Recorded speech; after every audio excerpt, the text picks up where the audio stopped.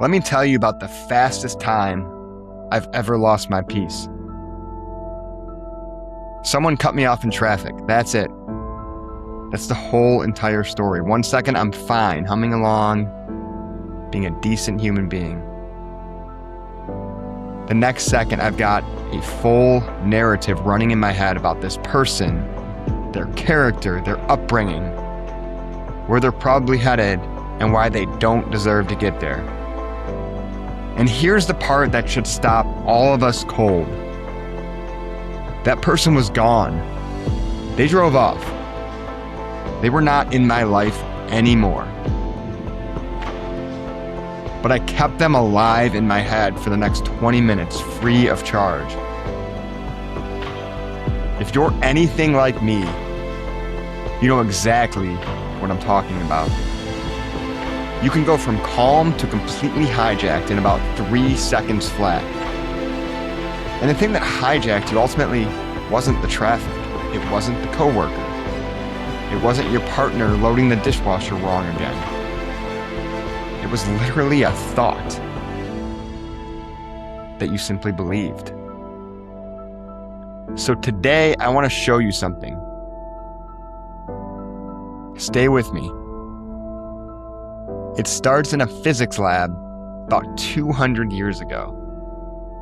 It runs straight through your own brain, and it lands on one of the oldest idea every wisdom tradition on earth has been trying to hand us for thousands of years. And when you actually get it,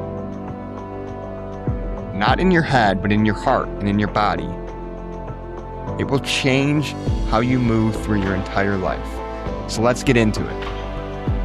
Here's what I'm going to give you in the next 15 minutes. One idea confirmed from 4 completely different directions. Quantum physics, neuroscience, behavioral psychology, and the contemplative traditions, the mystics, the monks, the people who sat in caves for decades, working this out without any lab at all. 4 windows, same view. And at the end, 1 practice. Something you can actually do today. The next time your mind tries to run off with you. I'm not going to give you a concept. I'm going to give you a tool. So stick with me. Because the science part is genuinely one of the strangest things human beings have ever discovered. And most people have never had it explained to them in a way where it actually connects to their life. So, the observer effect. Picture a simple experiment. You've got a wall with 2 thin slits in it, side by side, and you're firing tiny bits of light at that wall, one at a time. And behind it, there's a screen that records where each one lands. Now, common sense says you should get 2 bands on that screen. 2 lines lined up right behind the 2 slits, right? That's what you'd expect if light is just little particles, little bullets going through one slit or the other. That is not what happens. What you get instead is a striped pattern, many bands. A pattern you only get from waves overlapping. Picture the way ripples overlap when you drop 2 stones in a pond, one here, one here. So you got ripples overlapping. So somehow each single particle of light is going through both slits at once, like a wave, and then interfering with itself on the other side. Already strange, but here's where it literally goes off a cliff. The scientists said, okay, what the heck is actually happening? So they put a detector at the slits just to measure which slit each particle goes through. They didn't touch it, they didn't push it, they just looked. And the moment they looked, that striped pattern disappeared. The light stopped behaving like a wave and instantly snapped into behaving like a particle. Two bands. Just like common sense wanted in the first place. Watched, it acts one way. Unwatched, it acts another. The act of observing changed what was being observed. Now, I want to be honest with you because I respect you. Physicists still argue about what this actually means. There are different interpretations. And anybody who tells you it's completely settled is selling you something. That's not the point. The point is that at the deepest level we've ever been able to look, reality is clearly not a fixed, finished thing sitting out there waiting for you. Before it's observed, it exists as a field of possibilities. Every potential outcome, all at once. An observation is the thing that collapses all that possibility down into one actual event. Hold on to that phrase. A field of possibilities collapsing into one reality the exact moment it's observed. So go back to that story at the beginning. If the problem's not the guy that cut me off in traffic, if it's not my overbearing coworker, if it's not my spouse, and it's my thoughts, is what we know to be true about light also true of the storm inside our heads? Think about how your mind actually works. A thought shows up. I'm not good enough for this. They don't respect me. I'm going to fail. And what do most of us do? We don't observe the thought. We literally become the thought. We are fused to it. There's no gap between us and it. It says, you're going to fail. And our whole body responds as if that's a fact that already happened. The thought is unobserved, and unobserved, it runs wild. It's literally a wave with no edges filling up your whole inner sky, just like the light particle that's unobserved. But watch what happens the moment you actually observe it. The moment you notice, oh, I'm having the thought that I'm going to fail, something shifts. Suddenly there's you and there's the thought. And if they're not the same thing anymore, there's now a tiny bit of space between you. And in that space, the thought loses its grip. The storm collapses into a single passing cloud. You can watch it drift by. Here's the question that cracks the whole thing wide open. If you can observe your thoughts, then who is doing the observing? You are clearly not the thought. You can't be, because you're the one watching it. There is a you that is aware, sitting behind all the noise. It's been there your entire life, watching. It was there when you were 7. It's here right now. It literally never changes. Every wisdom tradition on earth has a name for it. And most people go their whole lives never once even realizing it's there. Sad, isn't it? That is the observer. And learning to stand there as the one who watches instead of the one who's swept away is the single most freeing skill I know.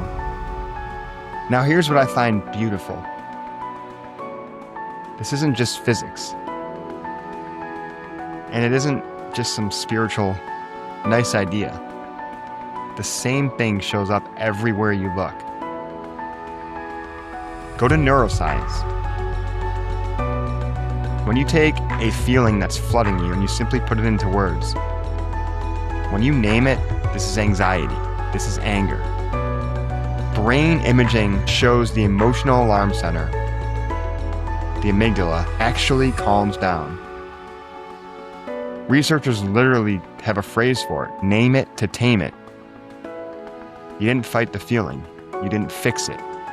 You observed it and labeled it. And that alone turned the volume down. Same mechanism.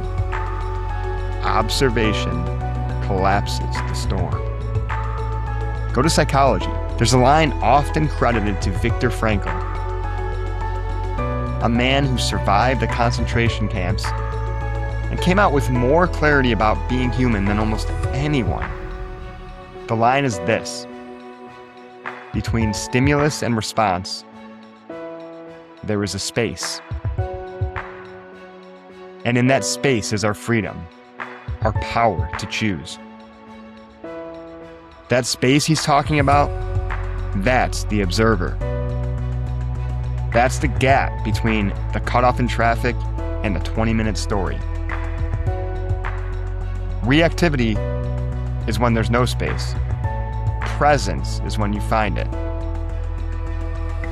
Go to modern therapy, the real cutting-edge stuff. One of the most effective techniques they teach is almost too simple. Instead of saying, "I'm a failure," you learn to say, "I'm having a thought that I'm a failure." That's it. That's one simple change in language. Because it takes you out of the thought and puts you back in the observer seat. They literally teach people to do on purpose what the mystics stumbled onto in caves. And then go to the actual traditions themselves. In the Vedic tradition of India, they call it the witness. The part of you that watches everything and is untouched by any of it. The sage Ramana Maharshi spent his life pointing toward one question: just who am I? Until you follow it all the way back to the one who's aware. Modern teachers call it the watcher behind the thoughts. Different centuries, different languages, no lab equipment. And they all land at the exact same place the physicists did. 4 windows: physics, neuroscience, psychology, spirituality, looking onto the same landscape. The observer changes what is observed. And you have an observer inside you that you've barely met. So let's make this real. Here's the practice. 3 steps. You can do it in 10 seconds, standing anywhere. Step 1. Catch it. The next time you feel that spike, the heat, the tightness, the story starting to build, just notice that it's happening. The noticing is the whole thing. You just became the observer. Step 2. Name it. Say it to yourself in plain language. I'm having the thought that this person is against me. This is anxiety. Put words on it. You're not arguing with it, you're not fixing it, you're just labeling the wave. And the labeling collapses it. Step 3. Find the space. Take 1 breath, and in that breath, remember there's a gap between what just happened and what you do next. You don't have to fill it instantly. That gap is yours. That's the freedom Viktor Frankl was talking about. And from inside that gap, you get to choose your response instead of firing off your reaction. Catch it, name it, find the space.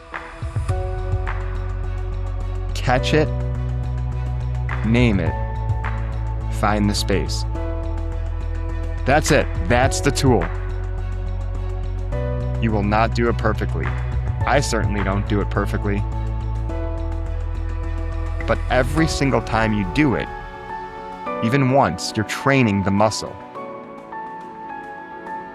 You're strengthening the observer. And a person who can find that gap, even a little more often than they used to, lives a fundamentally different life than a person who can't. So here's what I want you to walk away with. You are not the storm. You never were. You are the sky that the storm is passing through. You are not the thought that says you're not enough. You are the ever-present awareness that can see that thought and watch it and let it drift on by. The physicists found it looking at the smallest things in the universe. The mystics found it looking inward with nothing but their own attention. Your own brain proves it every time you name a feeling and feel it soften. It's all the same truth. And it's been waiting for you the whole time. All of reality shifts the moment it's observed. So does your life. The moment you remember who's doing the watching. I'm TJ. If this landed, stay with me. There's a lot more to come. Like, subscribe, comment, and I'll see you on the next one.